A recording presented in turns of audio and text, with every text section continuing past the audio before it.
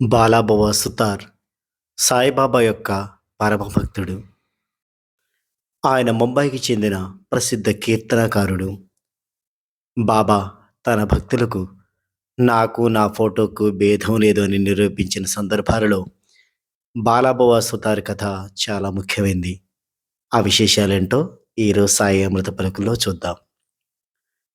బాలాబువ సుతార్ 1917లో మొదటిసారి షిరిడీకి వచ్చాడు.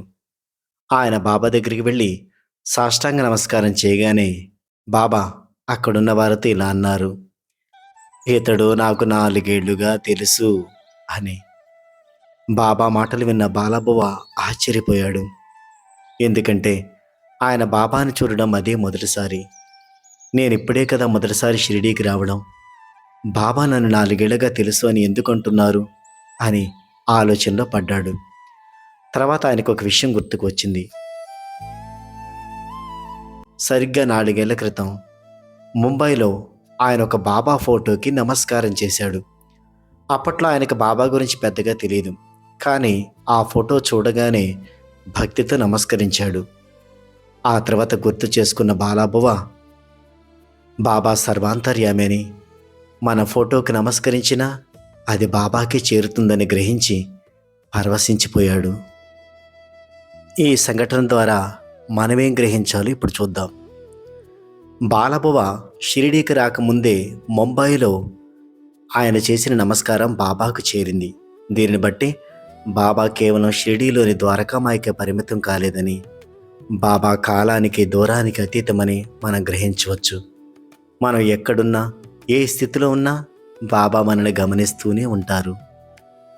అదేవిధంగా నాకు నా ఫోటోకి భేదం లేదు అన్న బాబా మాటలకు ఈ కథ అతిపెద్ద నిదర్శనం.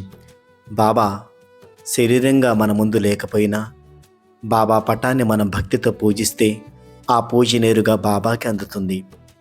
ఫోటో అనేది కేవలం కాగితం కాదు, అది బాబా యొక్క సజీవ స్వరూపం.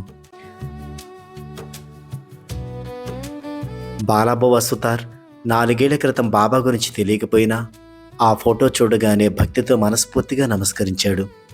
దీన్ని బట్టి మన భక్తిలో నిజాయితీ, చిత్తశుద్ధి ఉంటే బాబా దానిని తప్పక గుర్తిస్తారు. మనం చేసిన చిన్న మేలు కానీ, చిన్న ప్రార్థన కానీ బాబా మర్చిపోరు. బాబా నోటి నుండి వచ్చే ప్రతి మాట వెనక ఒక పరమార్థం ఉంటుంది. బాబా ఊరికి ఏ మాట అనరు. బాలాబువ విషయంలో బాబా అన్న మాట బాబా తన భక్తులపై ఉంచే నిరంతర నిఘా మరియు ప్రేమను తెలియజేస్తుంది. మనం బాబాను చూస్తున్నామో లేదో మనకు తెలియదు, కానీ బాబా మాత్రం మనల్ని ఎప్పుడూ చూస్తూనే ఉంటారు. ఈ గొప్ప సత్యాన్ని వివరిస్తుంది ఈ సంఘటన.